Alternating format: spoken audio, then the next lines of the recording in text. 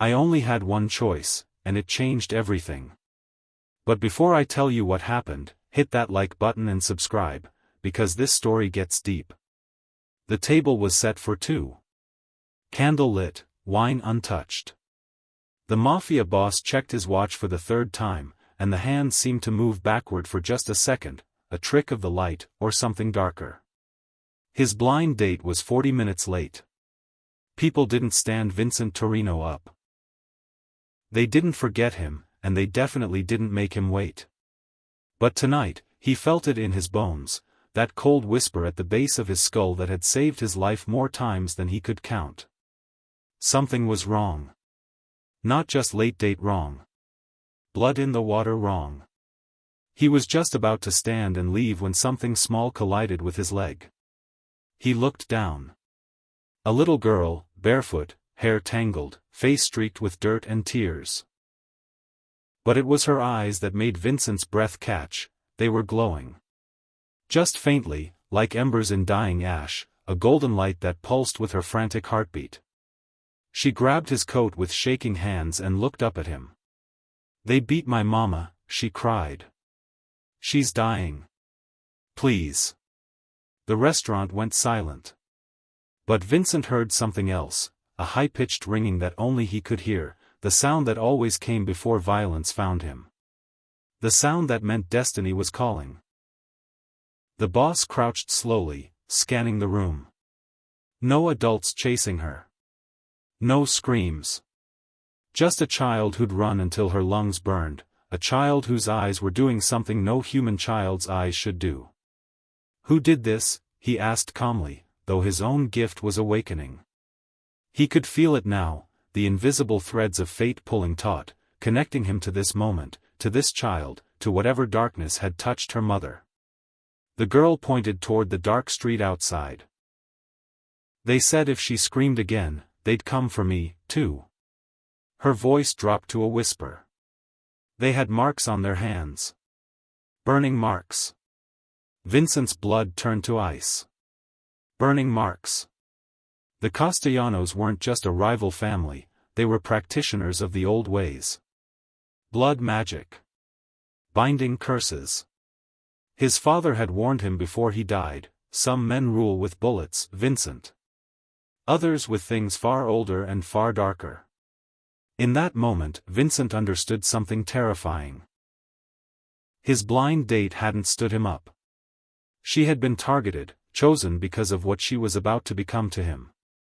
The universe had shown him her face in his dreams for 3 nights running, the same prophetic visions that had made him a legend in the underworld. And whoever hurt her had just declared war on fate itself. Vincent Torino had never believed in coincidences, but he did believe in omens. 37 years of life had taught him that everything happened for a reason. And some of those reasons were written in blood and starlight long before birth. His sister Maria had set up this date, but it was the dreams that made him say yes. 3 nights in a row, he'd seen the same woman, dark hair, blue dress, and eyes that held secrets older than the city itself. In the dreams, she stood in a doorway wreathed in flames, reaching for him while shadows with burning hands tried to pull her back into darkness. "She's perfect for you, Vinny," Maria had promised. "Smart enough to keep up with you, beautiful enough to make you forget the rest of the world exists, and strong enough to handle what comes with your last name." What Maria didn't know was that Vincent came from a bloodline that didn't just run the city, they protected it from things that lurked in the spaces between heartbeats. His grandmother had been the same. Guardians who could sense when darkness crossed into their territory, who could see the threads of fate and sometimes, when necessary, cut them. The moment he'd stepped into Romano's that evening, his skin had prickled with warning. The air tasted like copper and ozone, the telltale signature of dark magic recently performed. By 8:15, he'd watched his wine ripple in the glass without anyone touching the table. By 8:30, the candle flame had turned briefly blue. Elena Morrison was in mortal danger. Now, crouching before her daughter, Vincent saw the truth written in those glowing eyes.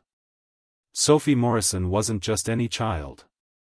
She was a conduit, a rare soul born with the ability to channel energy between worlds. The kind of child that dark practitioners would kill to possess. "What's your name, sweetheart?" he asked gently. "Sophie," she whispered. "Sophie, I need you to tell me exactly what happened." She nodded quickly. Mama was getting ready for her date. She was so happy. She put on her pretty blue dress and did her hair all fancy. The little girl's eyes flickered gold again. She said she was going to meet someone who would change everything. Vincent's chest tightened. Elena had known. Somehow, she'd known this was fate. But then they came, Sophie continued. Men with marks on their hands that glowed red.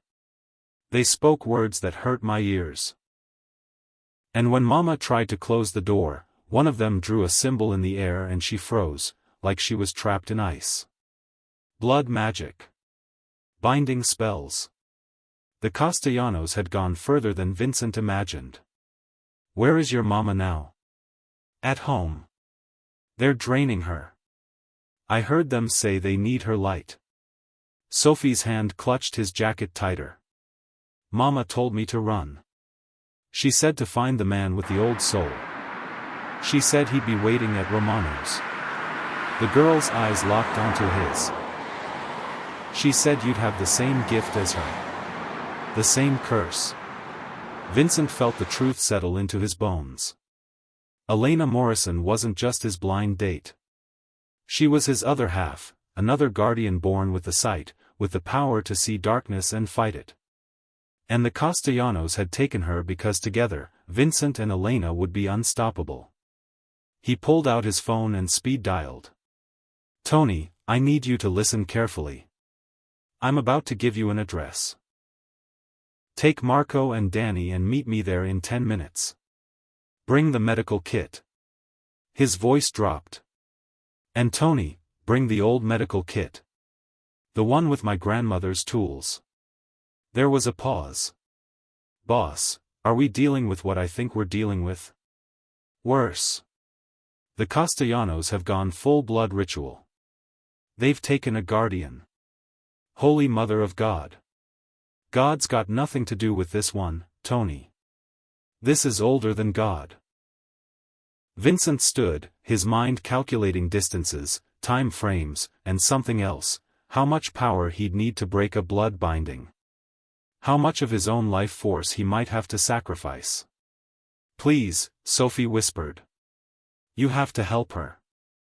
Vincent looked down at her tear-streaked face and made a decision that would change everything. He knelt back down to her level. "Sophie, look at me. I promise you, nothing is going to happen to your mama, and nothing is going to happen to you. Do you understand?" She nodded, though tears continued streaming down her cheeks. "Are you a policeman?" Vincent almost smiled. "No, sweetheart. I'm something else entirely." Maria, the restaurant owner's wife, appeared from behind the counter. "Come here, little one," she said softly, though her eyes widened when she saw Sophie's faintly glowing irises. Maria crossed herself quickly, she knew the old signs. "We'll get you cleaned up." As Sophie reluctantly let go of Vincent's hand, he stood and surveyed the restaurant one final time. The other diners were pretending to return to their meals, but he could feel their nervous energy. They sensed that something significant was about to happen. The night air hit his face as he stepped onto the sidewalk. 3 black SUVs rounded the corner in perfect formation. Tony Ricci stepped out, Vincent's lieutenant and one of the few men who knew about his family's true purpose. "Boss," Tony said. "What's the situation?" Vincent handed him a piece of paper with Elena's address. "Home invasion. Woman named Elena Morrison. She was supposed to be my date tonight. Instead, she's lying paralyzed in her apartment while warlocks drain her life force." Tony's jaw tightened. In their world, there were rules. You didn't hurt women. You didn't terrorize children. And you definitely didn't use blood magic on Vincent Torino's territory. How many? Marco asked, checking his weapon. Unknown. But Sophie mentioned at least two. One had burning marks on his hands. Classic Castellano signature. Danny whistled low. They came prepared for magic. They have no idea what they're walking into, Vincent replied coldly. He rolled up his sleeve, revealing intricate tattoos that seemed to shift and move in the streetlight, his grandmother's protection wards, inscribed in his flesh when he was 18. But they're about to learn. Elena Morrison lived in a converted brownstone on Maple Street. As they approached, Vincent could see dark energy radiating from the second floor like heat waves off summer asphalt. The front door stood slightly ajar, and symbols were carved into the wood, fresh cuts that still wept sap like blood. That's a containment ward, Tony said quietly. They're keeping something in. Or someone, Vincent muttered. He pressed his palm against the door, feeling the magic resist him. But his grandmother's wards were older, stronger. The symbols on his arm began to glow faintly blue, and the containment spell shattered like glass. They moved through the building like shadows. Vincent could hear chanting from upstairs, the guttural language of blood magic that made normal men's ears bleed. But Vincent had been raised on these sounds. His grandmother had taught him to speak the old tongue before he learned to read. The apartment door at the top of the stairs stood open. Through the gap, Vincent could see overturned furniture, a broken lamp, and there, on the living room floor, lay Elena Morrison in a torn blue dress. But it wasn't the torn fabric that made Vincent's heart stop. It was the glowing red circle burned into the hardwood floor around her body. It was the way her skin had gone translucent, her life force visibly draining through invisible threads into two men who stood over her, their hands covered in burning sigils. Elena was conscious, but barely. Her left eye was swollen shut. Blood trickled from her nose. But worse, her aura was fading, the golden light that marked her as a guardian growing dimmer by the second. Two men stood over her. Marcus Webb, Vincent recognized him from police files. Next to him, a thin man with burned scars covering his arms, a known warlock named Dante Cruz. They looked up as Vincent appeared in the doorway. For a moment, nobody moved. The apartment existed in a pocket of suspended time where magic hung thick as smoke in the air. Marcus spoke first. Vincent Torino. Right on schedule. Marcus Webb, Vincent replied. I was hoping you'd still be here. Marcus laughed nervously. You got Sal's message then. Good. Makes this easier. What makes it easier is that you're both too stupid to run when you had the chance. Dante Cruz raised his scarred hands, and the symbols on his flesh began to glow brighter. We got orders, Torino. Nothing personal. Orders from who? You know who. Vincent did know. Sal Castellano. The old man had been pushing boundaries for months, testing Vincent's resolve. But this was a declaration of war on the supernatural order itself. Elena, Vincent said softly, not taking his eyes off the two men. Can you hear me? A weak nod from the floor.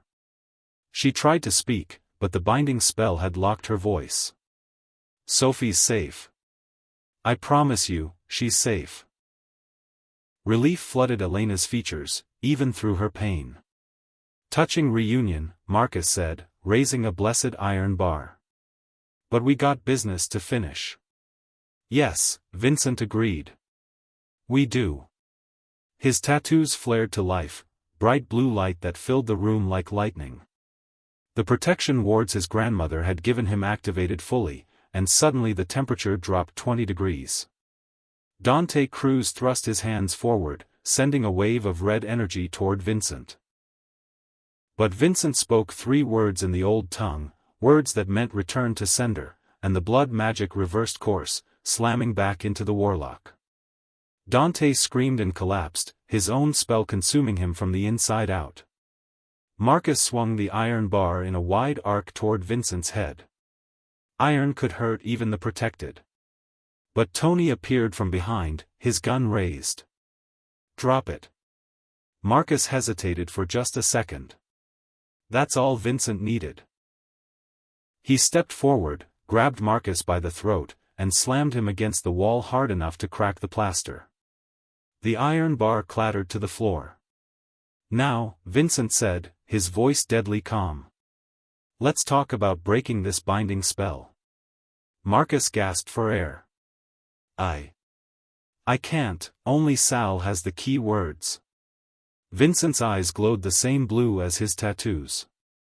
"Then you better hope you remember them fast, because I'm about to show you what real magic looks like."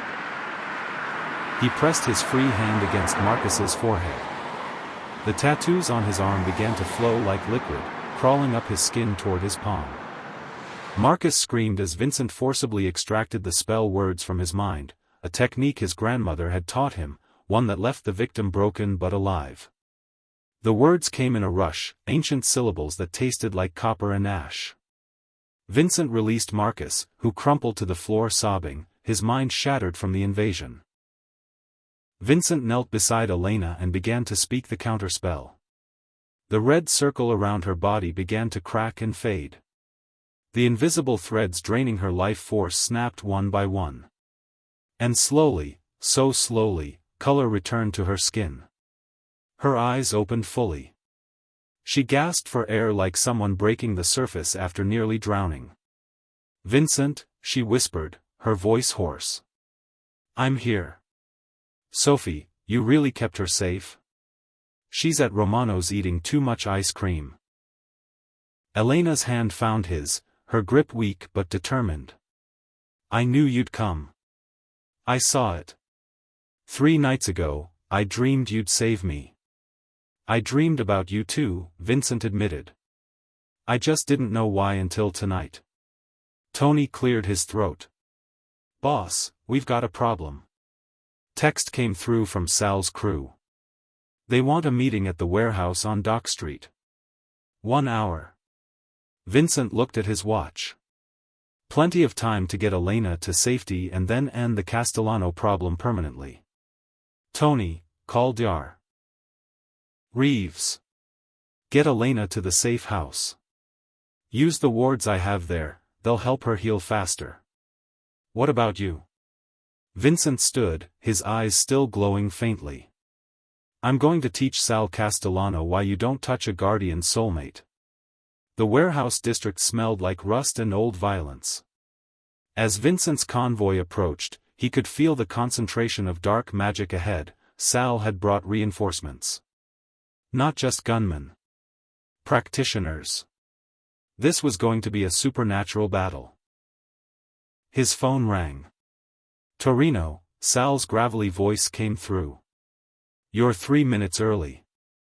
I like punctuality." "Where is she, Sal?" "Safe. For now. You come in alone like we agreed, she stays safe."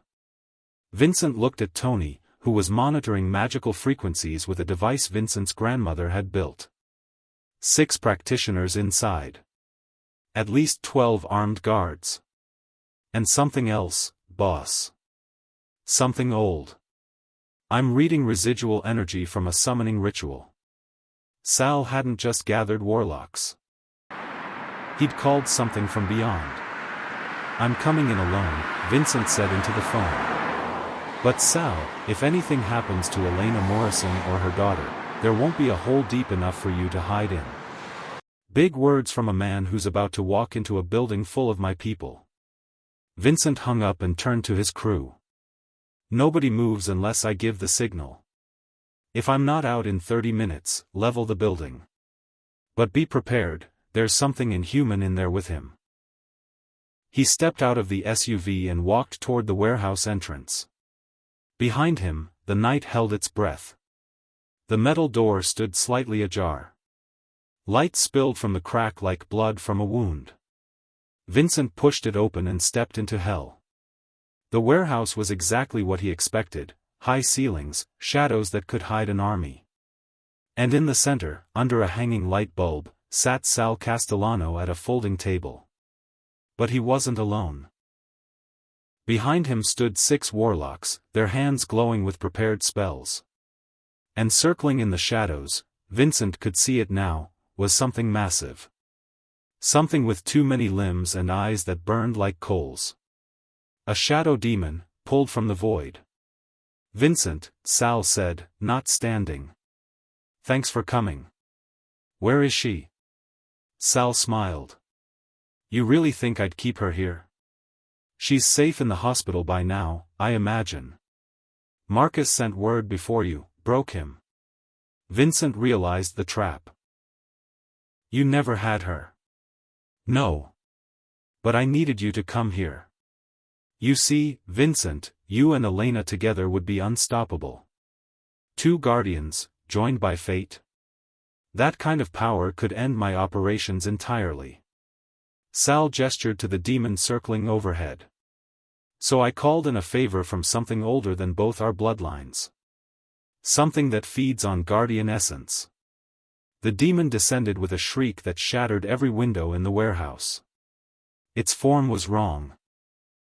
Angles that shouldn't exist, limbs that bent in impossible directions, a mouth filled with teeth made of crystallized screams. Vincent's tattoos blazed to life, creating a shield of blue light around him just as the demon struck. Claws scraped against his protection, sending sparks flying. "You've made a mistake, Sal," Vincent said, his voice resonating with power. "This demon isn't bound to you. It's just using you to get to me." Sal's smile faltered.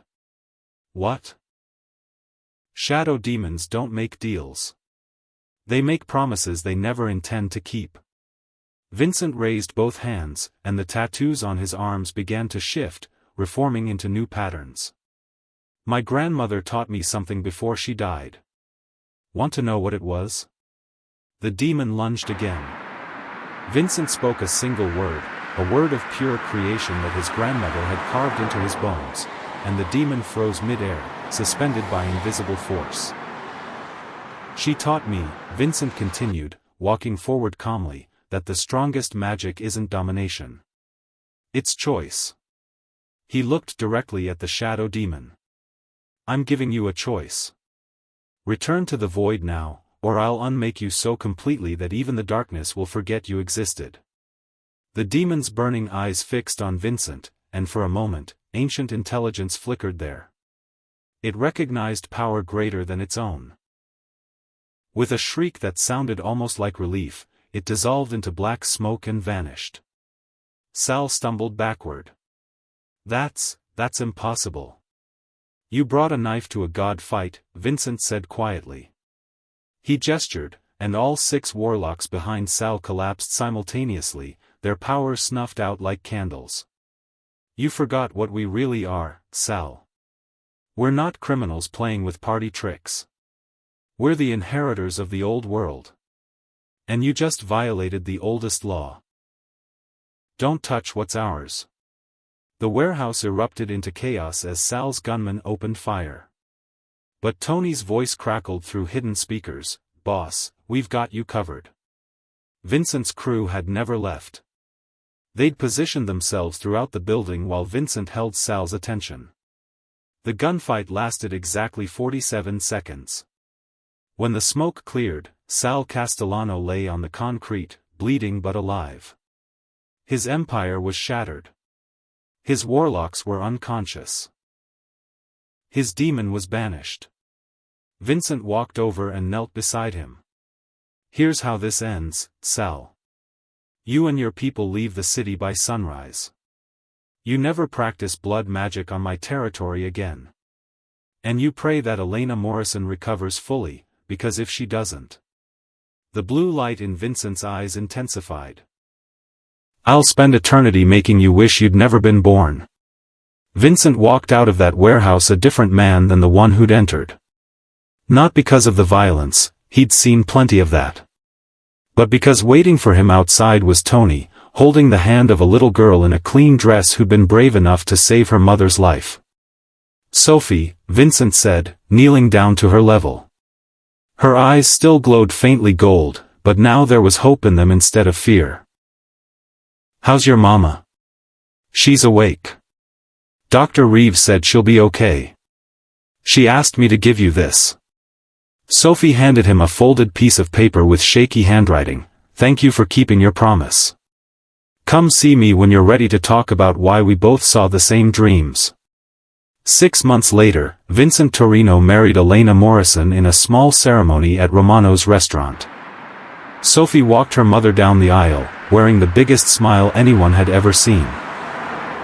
Her eyes still glowed sometimes, guardian bloodlines ran strong, but now she was protected by the most powerful family in both worlds.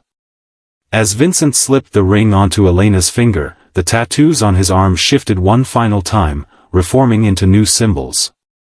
Wedding vows, written in the old language. Promises that would last beyond death itself. Sometimes the best things in life happen when your plans fall apart completely. When blind dates turn into rescue missions. When strangers become family. When a little girl's courage changes everything. That night, Vincent learned something more valuable than all the power he'd accumulated in 37 years. He learned that real strength isn't about making people fear you. It's about making sure the people you love never have to be afraid. And that's a lesson worth remembering, no matter which world you're living in.